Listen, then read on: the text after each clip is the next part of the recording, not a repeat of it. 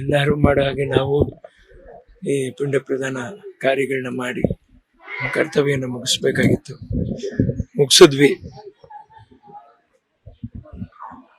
ಯಾವ ರೂಪದಲ್ಲಿ ಅಂತಂತ ಹೇಳಿದ್ರು, ನನ್ನ ತಾಯಿಯವರು ಕಿಟಕಿ ಹತ್ರ ಮಲಗಿರುವಾಗ ಯಾವಾಗ್ಲೂ ಬಂದು ಕಾಗೆ ಮರೆಯೋದಿಲ್ಲ. ಆ ಕಾಗೆಗೆ ಏನಾದ್ರೂ ಹಾಕಿ ಹಾಕಿ ಅಂತಂತ ಹೇಳೋರು. ಇವತ್ತು ಅವರೇ ಆ ರೂಪದಲ್ಲಿ ಬಂದು ಸ್ವೀಕರಿಸಿದ್ದಾರೆ. ಆಮೇಲೆ ಪ್ರಾಣಿಗಳ ಮೇಲೆ ಇಷ್ಟ, ನಾಯಿಗಳ ಮೇಲೆ. ನಾಯಿಗಳು ಸ್ವೀಕರಿಸ್ತಾ ಇದ್ವಿ. ಯಾವ ರೂಪ ಏನು ಎಲ್ಲಿ ಗುರುತಿಸ್ಕೊಳ್ಳೋದು ಅಂತ ನಮ್ಗೆ ಅರ್ಥವೇ ಆಗ್ಲಿಲ್ಲ. ಇವಾಗ ಬ್ರಾಹ್ಮಣರು ಹೇಳಿದ್ರು, ಇದೇ ಆ ರೂಪ, ಇದೇನೆ ಅದು ಶಿಸ್ತು. ಪಶ್ಚಿಮ ಕಡೆ ಹಿಡಿತಕ್ಕಂತ ಇದರಲ್ಲಿ ಇದನ್ನ ಬಿಟ್ರೆ ತುಂಬಾ ಪುಣ್ಯ, ಇದು ನೆಟ್ಟಿಗೆ ಸ್ವರ್ಗಕ್ಕೆ ಹೋಗ್ತಾರೆ ಅಂತ ಹೇಳ್ಬಿಟ್ಟು ಹೇಳುವಂತ ಮಾತು. ಆ ತೃಪ್ತಿಯೊಂದಿಗೆ ಇದು ಅರ್ಪಿಸ್ತಾ ಇದ್ದೀನಿ. ಆದ್ರೂ ನಮ್ಮ ತಾಯಿಯವ್ರನ್ನ ಬಿಟ್ಕೊಡಕ್ಕೆ ನನ್ಗೆ ಒಂದ್ ಗಳಿಗೆನೂ ಇಷ್ಟ ಇಲ್ಲ ಜೀವನದಲ್ಲಿ. ತಾಯಿಯವ್ರನ್ನ ಮಾತ್ರ ಅಲ್ಲ ರೀ, ನಮ್ಮ ಚಿತ್ರರಂಗದಲ್ಲಿ ಕೆಲವು ಮುಖ್ಯವಾದ ಜೀವಗಳನ್ನ ನಾವು ಕಳ್ಕೊಂಡ್ಬಿಟ್ಟು ಏನು ನಮ್ಗೆ ಏನ್ ಹೇಳ್ಬೇಕು ಅಂತಾನೆ ಗೊತ್ತಾಗ್ತಾ ಇಲ್ಲ. ಬಾಳಕ್ ಬಂದ್ವಾ, ಸಾಯಕ್ ಬಂದ್ವಾ, ಕಾಲ ಮೃತ್ಯು ಹರಣಂ ಅಂತಾರೆ. ಆ ಕಾಲದಲ್ಲೇ ಎಷ್ಟೋ ಜನ ಪ್ರಾಣ ಕಳ್ಕೊತಾ ಇದ್ರು. ಈಗ ನೆನ್ಸ್ಕೊಂಡ್ಬಿಟ್ರೆ ನನಗೆ ತುಂಬಾ ನೋವಾಗುತ್ತೆ. ಮೊನ್ನೆ ನನ್ನ ತಾಯಿಯವರು ಜೊತೆಲೆ ನಮ್ಮ ಅವ್ರ ಸೇವಕರು ಬಂಗಾರಿಯವ್ರು ತೀರ್ಕೊಂಡ್ರು. ಬಂಗಾರಿಯವ್ರು ತೀರ್ಕೊಂಡಿದ್ದಿಂದನೇ ನನ್ಗೆ ಗಾಡಿಗಳು ಕೊಡೋರು ಪಾಪ.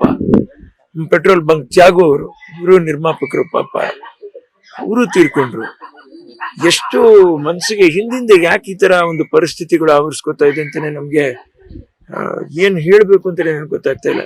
ಭವಿಷ್ಯದಲ್ಲಾದ್ರೂ ನಾವೆಲ್ಲರೂ ನೆಮ್ಮದಿಯಾದ ಒಂದು ನಿಟ್ಟೀಸರು ಬಿಟ್ಕೊಂಡು ಸಂತೋಷವಾಗಿರೋ ಪರಿಸ್ಥಿತಿ ಆಗ್ಲಿ.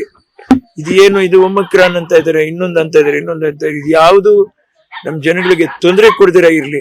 ಸುಸರ್ಜಿತವಾದ ಪರಿಸ್ಥಿತಿಗಳು ನಿರ್ಮಾಣ ಆಗ್ಲಿ, ಒಳ್ಳೆ ಆಸ್ಪತ್ರೆಗಳು ಬರ್ಲಿ. ಪಾಪ ಜನಗಳಿಗೆ ಎಲ್ಲಿ ತೊಂದರೆ ಆದ್ರೂ ಕೂಡ ತಕ್ಷಣ ಅದನ್ನ ಒಂದು ನಾವು ಅವ್ರನ್ನ ಗಮನಿಸಿ ಅವರ ಕಾಯಿಲೆಗಳನ್ನ ಗುಣ ಮಾಡುವಂತ ಪರಿಸ್ಥಿತಿಗಳಾಗ್ಲಿ. ಇವತ್ತು ನನ್ನ ತಾಯಿಯವರು ಹೀಗೆ ತೀರ್ಕೊಂಡ್ರು ಅಂದ್ರೆ ಎಲ್ಲಾನು ಕರೆಕ್ಟ್ ಆಗಿದೆ. ಶುಗರ್ ಎಲ್ಲಾನು ಕರೆಕ್ಟ್ ಆಗಿತ್ತು, ಎಲ್ಲಾನು ಕರೆಕ್ಟ್ ಆಗಿತ್ತು.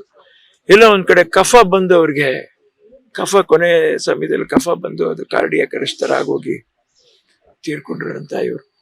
ಬಹುಶಃ ಈ ಪರಿಸ್ಥಿತಿಗಳು ಕೆಲವು ಶ್ರೇಷ್ಠ ವ್ಯಕ್ತಿಗಳಿಗೆ ಬರಬಾರ್ದು. ಯಾಕಂದ್ರೆ ಅವರ ಆಶೀರ್ವಾದ, ಅವರು ಒಂದು ನೋಟದಲ್ಲಿ ಈ ನಾಡು ಸಂಸ್ಕಾರ ಸಂಸ್ಕೃತಿಗಳು ಬೆಳೀತಾ ಇರ್ಬೇಕು ಅಂತ ನನ್ನ ಅನಿಸಿಕೆ ಇತ್ತು. ಇರ್ಲಿ, ಇನ್ ಭವಿಷ್ಯದಲ್ಲಾದ್ರೂ ಯಾರಿಗೂ ಈ ತೊಂದರೆ ಆಗ್ದಿರ ಇರ್ಲಿ ಅಂತ ಭಗವಂತನ ಹತ್ರ ಪ್ರಾರ್ಥನೆ ಮಾಡ್ಕೊತಾ ಇದ್ದೀವಿ. ಎಲ್ಲರೂ ಮಾಡೋ ಹಾಗೆ ನಾವು ಈ ಪಿಂಡ ಪ್ರದಾನ ಕಾರ್ಯಗಳನ್ನ ಮಾಡಿ ಕರ್ತವ್ಯನ ಮುಗಿಸ್ಬೇಕಾಗಿತ್ತು. ಮುಗಿಸಿದ್ವಿ. ಯಾವ ರೂಪದಲ್ಲಿ ಅಂತಂತ ಹೇಳಿದ್ರು, ನನ್ನ ತಾಯಿಯವರು ಕಿಟಕಿ ಹತ್ರ ಮಲಗಿರುವಾಗ ಯಾವಾಗ್ಲೂ ಬಂದು ಕಾಗೆ ಮರೆಯೋದಿಲ್ಲ. ಆ ಕಾಗೆಗೆ ಏನಾದ್ರೂ ಹಾಕಿ ಹಾಕಿ ಅಂತಂತ ಹೇಳೋರು. ಇವತ್ತು ಅವರೇ ಆ ರೂಪದಲ್ಲಿ ಬಂದು ಸ್ವೀಕರಿಸಿದ್ದಾರೆ. ಆಮೇಲೆ ಪ್ರಾಣಿಗಳ ಮೇಲೆ ಇಷ್ಟ, ನಾಯಿಗಳ ಮೇಲೆ. ನಾಯಿಗಳು ಸ್ವೀಕರಿಸ್ತಾ ಇದ್ವಿ. ಯಾವ ರೂಪ ಏನು ಎಲ್ಲಿ ಗುರುತಿಸ್ಕೊಳ್ಳೋದು ಅಂತ ನಮ್ಗೆ ಅರ್ಥವೇ ಆಗ್ಲಿಲ್ಲ. ಇವಾಗ ಬ್ರಾಹ್ಮಣರು ಹೇಳಿದ್ರು, ಇದೇ ಆ ರೂಪ, ಇದೇನೆ ಅದು ಶಿಸ್ತು.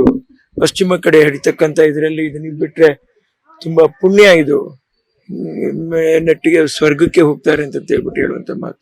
ಆ ತೃಪ್ತಿಯೊಂದಿಗೆ ಇದು ಅರ್ಪಿಸ್ತಾ ಇದ್ದೀನಿ. ಆದ್ರೂ ನಮ್ಮ ತಾಯಿಯವ್ರನ್ನ ಬಿಟ್ಕೊಡಕ್ಕೆ ನನ್ಗೆ ಒಂದ್ ಗಳಿಗೆನೂ ಇಷ್ಟ ಇಲ್ಲ ಜೀವನದಲ್ಲಿ. ತಾಯಿಯವ್ರನ್ನ ಮಾತ್ರ ಅಲ್ಲ ರೀ, ನಮ್ಮ ಚಿತ್ರರಂಗದಲ್ಲಿ ಕೆಲವು ಮುಖ್ಯವಾದ ಜೀವಗಳನ್ನ ನಾವು ಕಳ್ಕೊಂಡ್ಬಿಟ್ಟು ಏನು ನಮ್ಗೆ ಏನ್ ಹೇಳ್ಬೇಕು ಅಂತಾನೆ ಗೊತ್ತಾಗ್ತಾ ಇಲ್ಲ. ಬಾಳಕ್ ಬಂದ್ವಾ, ಸಾಯಕ್ ಬಂದ್ವಾ, ಕಾಲ ಮೃತ್ಯು ಹರಣಂ ಅಂತಾರೆ. ಆ ಕಾಲದಲ್ಲೇ ಎಷ್ಟೋ ಜನ ಪ್ರಾಣ ಕಳ್ಕೊತಾ ಇದ್ರು. ಈಗ ನೆನ್ಸ್ಕೊಂಡ್ಬಿಟ್ರೆ ನನಗೆ ತುಂಬಾ ನೋವಾಗುತ್ತೆ. ಮೊನ್ನೆ ನನ್ನ ತಾಯಿಯವರು ಜೊತೆಲೆ ನಮ್ಮ ಅವ್ರ ಸೇವಕರು ಬಂಗಾರಿಯವ್ರು ತೀರ್ಕೊಂಡ್ರು. ಬಂಗಾರಿಯವ್ರು ತೀರ್ಕೊಂಡಿದ್ದಿಂದನೇ ನನ್ಗೆ ಗಾಡಿಗಳು ಕೊಡೋರು ಪಾಪ. ಪೆಟ್ರೋಲ್ ಬಂಕ್ ತ್ಯಾಗೋ ಅವರು, ಇವರು ನಿರ್ಮಾಪಕರು ಪಾಪ, ಅವರು ತೀರ್ಕೊಂಡ್ರು. ಎಷ್ಟು ಮನಸ್ಸಿಗೆ ಹಿಂದಿಂದ ಯಾಕೆ ಈ ತರ ಒಂದು ಪರಿಸ್ಥಿತಿಗಳು ಆವರಿಸ್ಕೊತಾ ಇದೆ ಅಂತಾನೆ ನಮ್ಗೆ ಏನ್ ಹೇಳ್ಬೇಕು ಅಂತಾನೆ ನನಗೆ ಗೊತ್ತಾಗ್ತಾ ಇಲ್ಲ.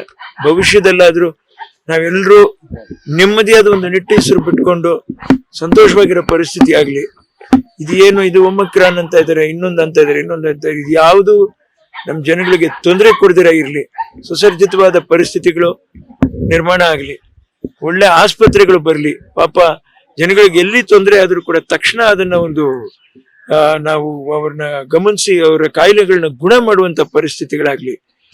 ಇವತ್ತು ನನ್ನ ತಾಯಿಯವರು ಹೀಗೆ ತೀರ್ಕೊಂಡ್ರು ಅಂದ್ರೆ ಎಲ್ಲಾನು ಕರೆಕ್ಟ್ ಆಗಿದೆ, ಶುಗರ್ ಎಲ್ಲಾನು ಕರೆಕ್ಟ್ ಆಗಿತ್ತು, ಎಲ್ಲಾನು ಕರೆಕ್ಟ್ ಆಗಿತ್ತು. ಎಲ್ಲ ಒಂದ್ ಕಡೆ ಕಫ ಬಂದು ಅವ್ರಿಗೆ ಕೊನೆ ಸಮಯದಲ್ಲಿ ಕಫ ಬಂದು ಅದು ಕಾರ್ಡಿಯಾಕ್ ಅರೆಸ್ಟ್ ತರ ಆಗೋಗಿ ತೀರ್ಕೊಂಡ್ರು ನನ್ನ ತಾಯಿಯವರು.